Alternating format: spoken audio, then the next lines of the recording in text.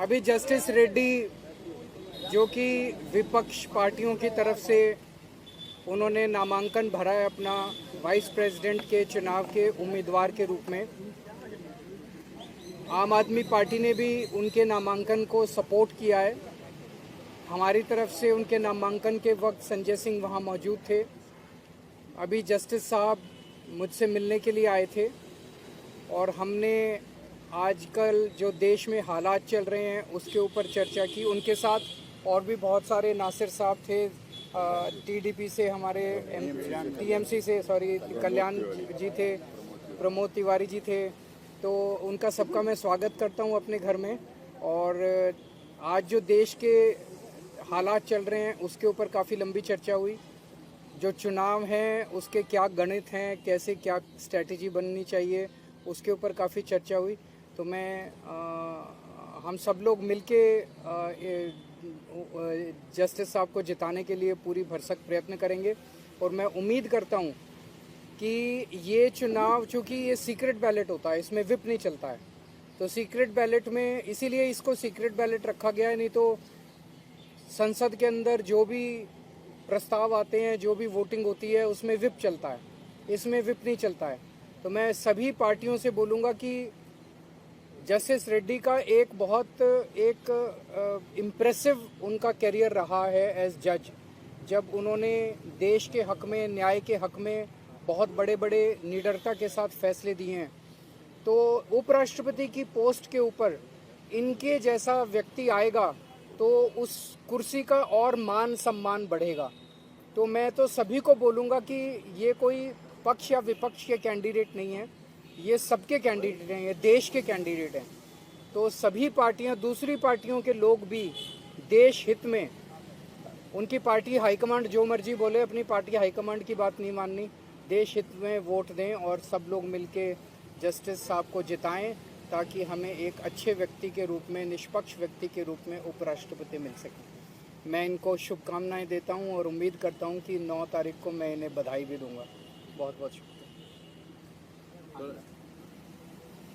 Thank you. Thank you. You all also members of the fourth estate. कल केजरीवाल जी उनके नुमाइंदे को मीटिंग में भेजे थे, संजय सिंह साहब को। वहाँ पे सपोर्ट मेरे कैंडिडेचर के लिए डिक्लेयर करे थे। मैं उनका बहुत आभारी हूँ। I have come here to express my gratitude for his graciousness to support my candidature.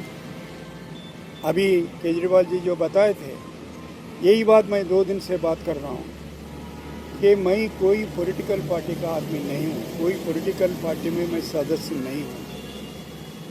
और उपराष्ट्रपति की जो ऑफिस है वो पॉलिटिकल ऑफिस नहीं है। काफ़ी लोगों को गलत फहमी है।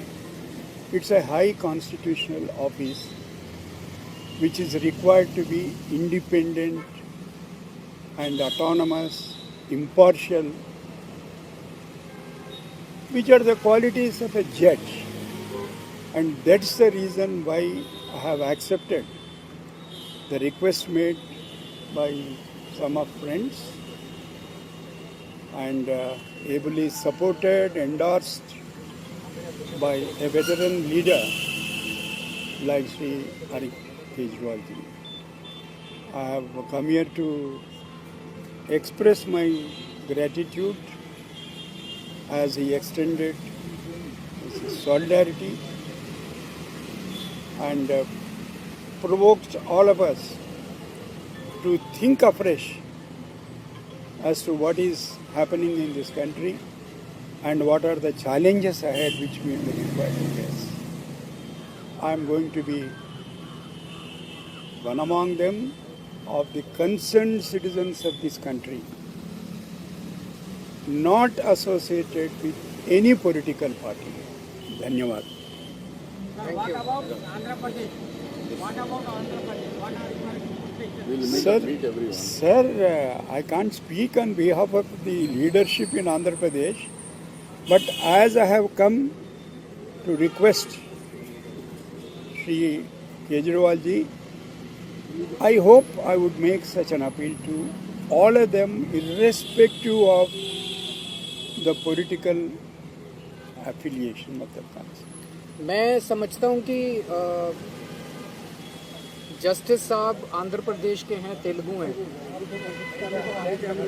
और ये आंध्र प्रदेश और तेलंगाना के लोगों के लिए एक तेलुगु प्राइड का बहुत बड़ा मुद्दा है। पूरे तेलुगु समाज के लिए ये बहुत प्राइड का मुद्दा है। तो मैं समझता हूँ कि दोनों राज्यों से, आंध्र प्रदेश से भी और तेलंगाना से भी, वहाँ की जितनी पॉलिटिकल पार्टीज़ हैं वो पार्टी से ऊपर उठ के देश के लिए और तेलुगु प्राइड के लिए वोट देंगे। अरविंद जी, नंबर गेम को किस तरीके से आप खेलना चाहेंगे? अभी 9 तारीख का इंतजार कीजिए।